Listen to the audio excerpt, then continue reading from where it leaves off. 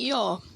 Kiitos tästä 750 näyttökerran tuloksesta, mutta nyt olen päättänyt tehdä uuden pelikanavan.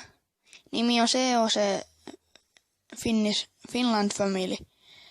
Voi käydä tilaamassa, katsomassa ja lisännyt kaikki pelivideot, mitä tälle kanavalle on tullut sinne. Kiitos.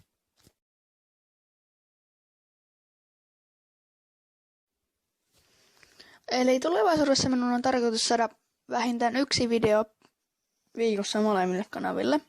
Siis 2 viikossa. Koska muuten se on liian raskasta ja muutenkin kouluaikapaino muutenkin aika kova päälle.